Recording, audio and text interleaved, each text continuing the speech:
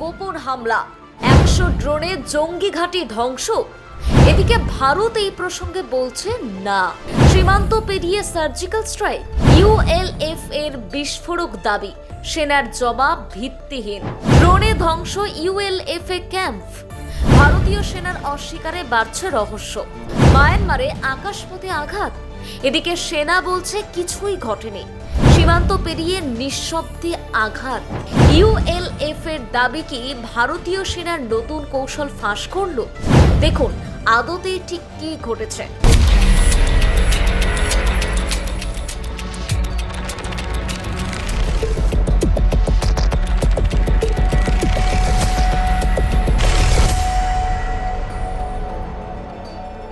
Bharat Myanmar সীমান্তে সংঘটিত সাম্প্রতিক একটি ঘটনাকে ঘিরে প্রচণ্ড আলোড়ন দেখা দিয়েছে।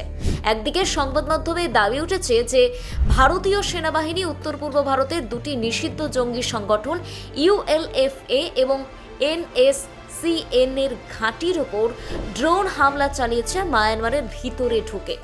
অন্যদিকে ভারতীয় সেনাবাহিনী স্পষ্টভাবে জানিয়েছে এই ধরনের কোনো সার্জিক্যাল স্ট্রাইক বা ড্রোন হামলা তারা চালায়নি। ফলে পুরো ঘটনাটি ঘিরে তৈরি হয়েছে রহস্য, উত্তেজনা এবং কিছুটা রাজনৈতিক টানাপোড়েন। ঘটনার সূত্রপাত 13 জুলাই 2025 তারিখে।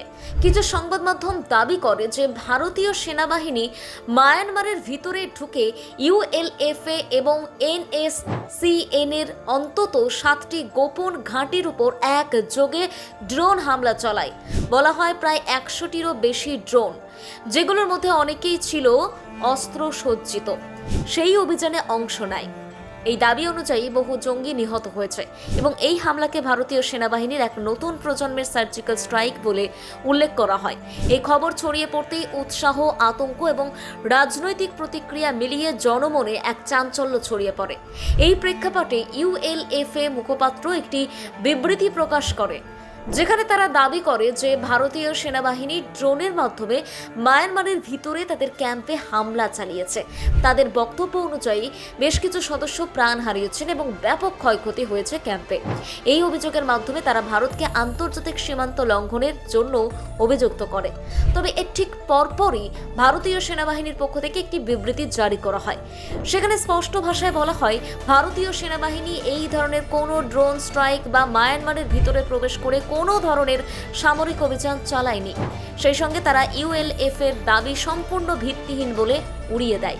সেনাবাহিনীর এই প্রতিক্রিয়ায় ঘটনা নিয়ে ধোঁয়াশা আরও বাড়ে। তাহলে আসল সত্য কি? আদৌ কি ভারতীয় সেনাবাহিনী ULFA বা NSCN এর বিরুদ্ধে সীমান্ত পেরিয়ে অভিযান চালিয়েছিল, নাকি এটি একটি কৌশলগত অপপ্রচারের অংশ?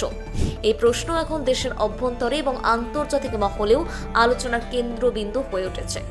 ভারতের উত্তর পূর্বাঞ্চলে দীর্ঘদিন ধরেই বিচ্ছিন্নতাবাদী সংগঠনগুলির বিরুদ্ধে সেনাবাহিনীর সক্রিয়ভাবে অভিযান চালিয়ে এসেছে। ব্যুরো রিপোর্ট, অজানার দেশে।